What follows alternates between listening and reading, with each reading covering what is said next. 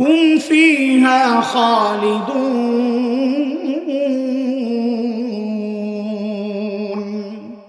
আল্লাহ বলেন যারা মুরতাদ হয়ে যায় ওদের সমস্ত আমল বাতিল। সমস্ত আমল যেহেতু বাতিল, বোঝা গেল নেকির পাল্লায় নেকি নাই একটাও। তাইলে আপনারা বলেন সিদ্ধান্ত কি বিনা হিসাবে মুরতাদ? দেখেন এর একটা লম্বা আলোচনার বিষয়। মুরতাদ কারা ওই পরিচয় আমি দিচ্ছি না, দেব না। আমি একটা সরল তর্জমা শোনায় কথা আগাতে চাই, শুধু আমার সাথে বলবেন আপনারা। মুরতাদ মানে হচ্ছে যারা ইসলাম থেকে বের হয়ে গেছে। বলেন সবাই মুরতাদ মানি। আবার বলেন মুরতাদ মানি। আবার বলেন মুরতাদ মানি। এটা খুব সরল অর্থ, আপনারাও চিনেন, জানেন, বুঝেন। কিন্তু আমি একটা সূক্ষ্ম কথা আজকে বলতে চাই। এটা আমার কথা না, নিজের কোনো পণ্ডিতি না। গত শতাব্দীর সারা দুনিয়ার অন্যতম শ্রেষ্ঠ এক আলেমের নাম ছিল শেখ আবুল হাসান আলী নদভী রহমতুল্লাহ আলাইহি। হযরত বলেছেন ইসলাম থেকে মানুষ নবীজি সাল্লাল্লাহু আলাইহি ওয়াসাল্লামের যুগেও বের হয়েছে, সাহাবীদের যুগেও বের হয়েছে। এই যুগে বের হচ্ছে তার চেয়ে 1000 গুণ বেশি।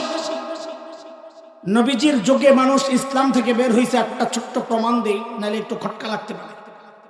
নবীজি সাল্লাল্লাহু আলাইহি ওয়াসাল্লাম যেদিন মক্কা বিজয়ের দিন মক্কায় যখন ঢুকে সাধারণ ক্ষমা ঘোষণা করেছিলেন। কি বলে? লা তাসরিবা আলাইকুমুল ইয়াওম, আজকে কোনো প্রতিশোধ নাই, সব মাফ। তবে কিছু নাম নবীজি বলেছিলেন, এদেরকে যেখানেই পাওয়া যাবে ধৈরাই হত্যা করতে হবে। এই লোকগুলা কারা?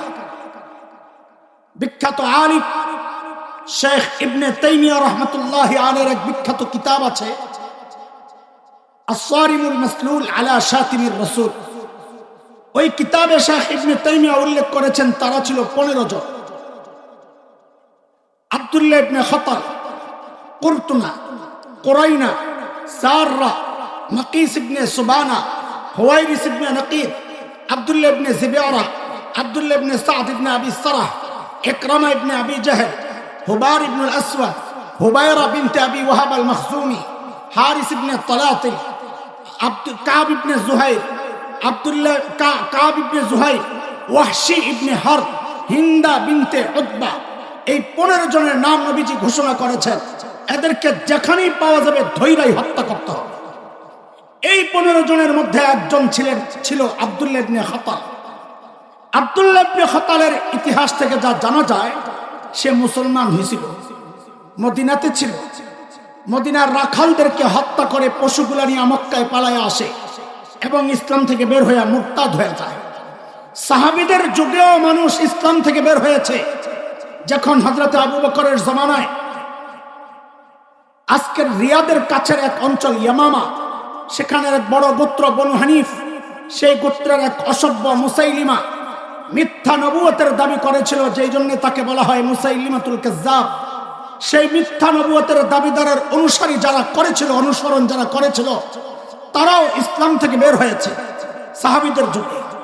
কিন্তু শেখ আবুল হাসান আলী নদভী বলেন, আফসোসের কথাটা শুনে, ওই যুগে যারা মুসলমান ইসলাম থেকে বের হয়ে গেছে তারা নিজেরাও জানতো আমরা ইসলাম থেকে বের হয়ে গেছে।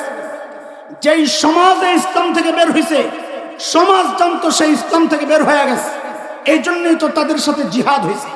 কিন্তু আফসোস, এই যুগে তার চেয়ে 1000 গুণ বেশি মানুষ ইসলাম থেকে বের হচ্ছে, কিন্তু যে বের হচ্ছে সে নিজেও জানে না, তারও খবর নাই সে ইসলাম থেকে বের হয়ে গেছে। যেই সমাজ